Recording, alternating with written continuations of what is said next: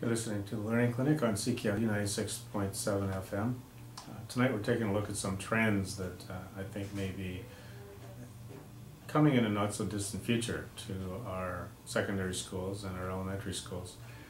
One of the trends that I think is going to be, you're going to see more of in the future, is this move to single gender classrooms. I don't really mean we're going to see schools that are all boys and all girls, but I can see the move in the near future to divisions that have classrooms that consist of all boys or all girls. And let me explain what I mean. A lot of the results of the EQAO testing that is done at the grade 6 and grade 9 and 10 level is demonstrating that many of our students are not progressing through the intermediate grade levels with what we expect, that they're not meeting the provincial standards. They're coming into grade 11 and 12 with skills that just aren't developed sufficiently enough to allow them to be successful in post-secondary school. And I think a lot of people are starting to understand that one of the difficulties we have from grade 7 to grade 10 is there are so many different issues and so many different things going on in a youngster's life that they interfere with the academic development. Now, when students are going to school,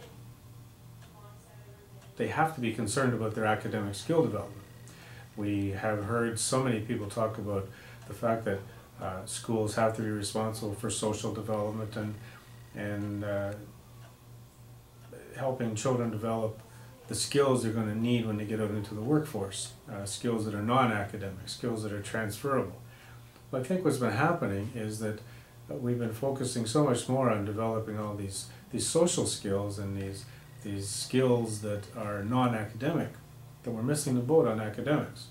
And really, an awful lot of experts are now starting to say, look, you're going to school to pick up your academic skills. There are other transferable skills and work habits and attitudes that you can develop just as easily at home. School should be for developing academics.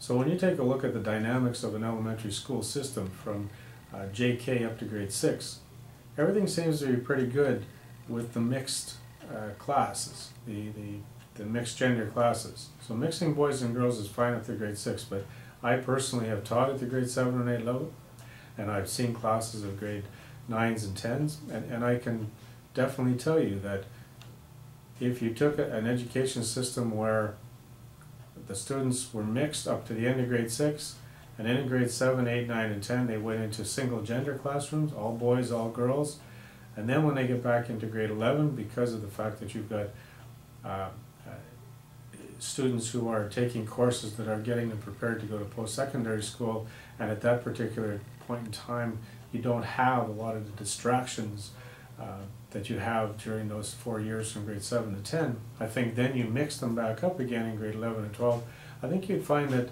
we'd have more students achieving the kind of success that we do expect as they're going through the education system.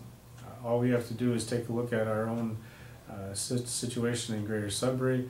Marymount Academy is an all-girls school. They consistently do well in provincial testing, consistently.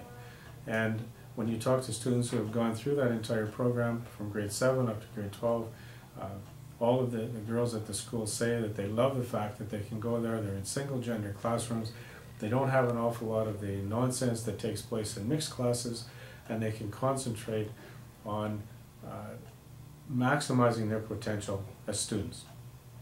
So watch for it. I really do think that you're going to start seeing systems where you've got mixed classes up to the end of grade 6, single gender classrooms from grade 7 to grade 10, and then grade 11 and 12 will be mixed classes again. And even if they went on a voluntary basis for this, I think you would see an awful lot of parents and students opting for the single gender classrooms. This is Bob Kerr, and you're listening to the Learning Clinic on CKLU 96.7 FM.